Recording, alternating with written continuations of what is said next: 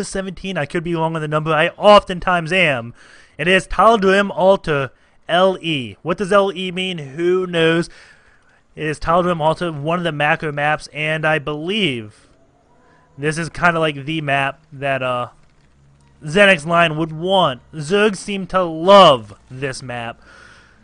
Green Zerg, zeNEXLine, oh no, it's Red Zerg. My bad. Red Zerg, zeNEXLine, spawning in the top right of Tal'Darim Altar, and Perfect spawning as the green Protoss. And Perfect we saw last game. Kind of unknown player, but he did hold off a very strong Terran 1 base play with tanks, Banshees, Marines, with a fast expansion. So, definitely a strong player. Does love macro. As you see, he is putting his pylon down here, gonna kind of wall off. And we'll see if zeNEXLine can actually break that wall, or if he's just gonna expand past it. I know a lot of Zergs, when they see this, they kind of assume a fast expansion and go, you know what? You're not going to be able to put any pressure on me. I'm just going to go ahead and, oh no, this is the ladder version. This is not the MLG or the GSL version, as those have these destructible rocks gone. So, can't just easily take your third base on this one. We'll see what zeNEXLine does. He is a much, much better player than me, so he's going to know exactly how to counter, and we're going to watch, and it's going to be amazing. And Perfect has perfect play, so he's going to perfectly counter zeNEXLine's perfect counter at his build, and we're going to have, like, a break. Like, the game's just going to do a segment fault because both players are playing so perfectly. Doesn't know how to win. It's like, oh my god, both players played perfect. Crash the game. We can't let them know which race is more powerful. If both players didn't make a single mistake, they played it perfectly. And who wins? Well, we got to crash the game so players don't rage about balance. But it would really just be a coin flip at that point if both players played perfectly. We do have 6 lings coming out from zeNEXLine. 8 lings. So, did go for that pool first. Doesn't have a gas yet. So, the interesting thing about this, or not interesting, I kind of see Idra doing this play. You go for that early pool, ignore the gas, and then go for expansion. Because you don't really need speed early on. You need speed when around the time they have warp gates. So you don't need to get a quick speed like a lot of people do. It's nice having speed. It always is beneficial to have speed. But sometimes you rather just go for a fast expansion. And having these lings out stops the Protoss player from doing any type of cannon rushing against you. And these lings may find a sweet spot against that forge. And yeah, they're going to start attacking that. And Perfect could be in a lot of trouble here. He is throwing down one cannon there. Going to have to wall this completely off. That forge will be going down, without a doubt. And he does have enough money to complete the wall, it looks like. Is this going to be a completed wall? Doesn't look like it is, but he's got probes pulled off. That is losing him some mining time. But nicely played by Perfect. Staying alive, getting that zealot out now. We do have the hatchery building for zeNEXLine. Knows exactly what it is. Took out the forge, so that's a definite win on his book. And now has lings taking out these rocks because lings absolutely hate destructible rocks. And they attack them whenever they possibly can. As you see these lings, they smell them. They're like, oh my god, there's lings. They're jumping for joy. Literally jumping for joy as they make their way to those rocks. Skipping along because skipping is the happiest form of movement there is. Saying, oh man, time to kill some rocks. And yes, those rocks are going to go down to all those lings. For some reason, they love scratching those rocks. And gas now just coming out for line at about 29 food, just before his 30th. And looks like the Simon Escort is going to take the place of that forge and going to reinforce the complete wall in. Does have 2 cannons. He didn't want to build this cannon. He didn't want to lose the forge, because eventually he's going to have to get that again to do upgrades. +1 attack zealots are so strong against lings, because instead of 3-shotting them, they do a 2-shot, which is really helpful, but won't be able to do that this time around. Probe is making its way in. Queen say, no, you can't see, and did the probe see the gas? Did see? No, that's an overlord. What am I doing? But yeah, no, it did not see a gas. And didn't see this income line, didn't see if there's a roach one out or not, so Perfect is playing completely in the dark at this point. All he knows is there's expansion up, so that is common. Very normal.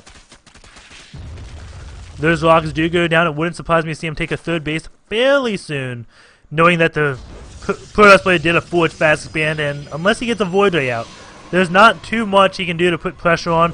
And on Tal'Darim Altar, you can easily get this creep touching, so even a Void Ray won't really cancel your base. Because it's so close, and, well, maybe the Void Ray can easily hop between these two bases.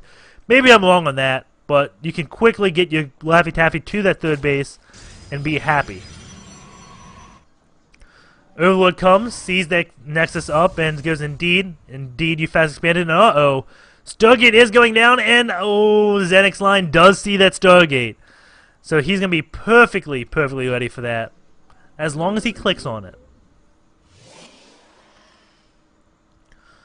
And we should see like an immediate layer. He does have an Evo Chamber, so he will get Spore Crawlers eventually. But I'd love to see a layer so he can start going into Hydras. And that Overlord still getting a complete view, and a Robo facility now being built that may just be able to get an Observer out and stop bird units. But he has cannons, so he doesn't have to really worry about Burrow at his front door too much. But he may be saying, okay, you scout this Stargate, you're going to think I'm going to build Void Rays. I'm going to go straight to Colossus. And you notice Perfect did wait until the Overlord was dead to build his unit. And the reason that isn't that he's hiding that he's building a unit. If you actually look at the Stargate, you bring your camera down, you can see that is a Void Ray being morphed. So, the building animation of a Stargate shows you what unit's coming out. Perfect didn't want him to know that it's a Void Ray. Wanted him to think, is it a Void Ray or is it a Phoenix? So that's what Perfect was doing to hide that fact. zeNEXLine does have his third base going up. Didn't see the Robo facility so early. But that one Void Ray does get spotted. Those Lings are now running away. And do we have a lair done? Just about done. I'm curious if he's going to go for a Spire or for those Hydras. And since he saw that one Void Ray, he is getting a Spore Crawler at his natural and at his main. Is that a main? No, that's a Hydra then. No Spore Crawler at his main. It is 60 drones versus 49 probes, and now 65. So zeNEXLine just mass producing probes, drones as he does go on this third base.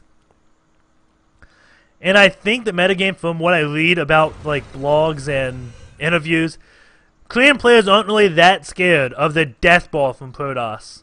They do share a lot of the same concerns as us Northern Americans or Europeans or maybe South American, maybe just us foreigners to them.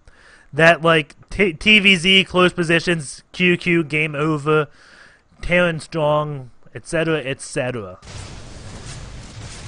And two queens out here to protect against this Void Ray, and the Void Ray is going to go into the main, but there is a queen there, so Void Ray does absolutely nothing. Hydras are going to be made, expanding this Laffy Taffy across the map, almost at halfway. And like, of course, Laffy Taffy is my way of saying creep. Because every time I say creep, it makes me hungry for some creeps. Definitely great food there. And we do have a Twilight Council being made with more pylons. Colossus. So Perfect does look like he is going for that death ball. Without a doubt, he's going Colossus, Void Rays, Stalkers and such. And there's a reason that death ball is so strong against Corruptors, because the Void Rays have less range than the Colossus, so they sit closer. And if they're closer to the Corruptors, what that means is they have the attack priority, which means you have to micro your Corruptors individually to take out this Colossus, unless they're going to waste a lot of rounds on your Void Rays. And after just 4 rounds of Colossus, that can wipe all these Hydras. It seems like Colossus do so much damage, you want to take them out so quickly. And if you're taking out the Void Rays by mistake, well, this Colossus going to do enough damage to where you don't have a ground force. And zeNEXLine is taking yet another base. So he's going to go, oh no, double expanding. He's going to be on 5 bases to 2 bases. But going in this army tab, you can see, well, he's staying kind of even, but 2 Colossus out is enough to scare these Hydras, and maybe not. Maybe he's going to be like, you know what, I can do this. I can hold this off. Which I wouldn't think he can. But lots of roaches are streaming in. Does have a lot of hatcheries up. 3 hatcheries, not too many, but he has 3 queens vomiting non-stop. And that 4th and 5th one that comes up, that's going to let him build so many units. And uh-oh, expansion gets built. Is this going to get canceled? He's at 200 minerals, 300, 600. So yeah, it did get canceled. But we do have zeNEXLine from a pincer attack going at both sides. Force fields go down on one of those sides. A lot of the ground force from Perfect is going down, but I think Line did a lot of damage with that very quickly. But Dozeley is going to get held off thanks to those force fields protecting his Colossus. However, damage was done. Canceled that third base. And there's still units streaming in from Line, and Line may be able to still just take this. But no, he is going to retreat. The Voider's out. And as I say that, holy roaches. 151 food, 291. And I think if he just used all these roaches, he may be able to take out that Colossus. Only one Colossus left, and on 5 bases, I think Line has a pretty big advantage. And that is an understatement. 167 food to 100 food. 68 workers to 56 workers, so it's even there, but you have all these extra bases for Line. You almost just on one mining base for Perfect, so Line definitely looks like he is in a commanding position.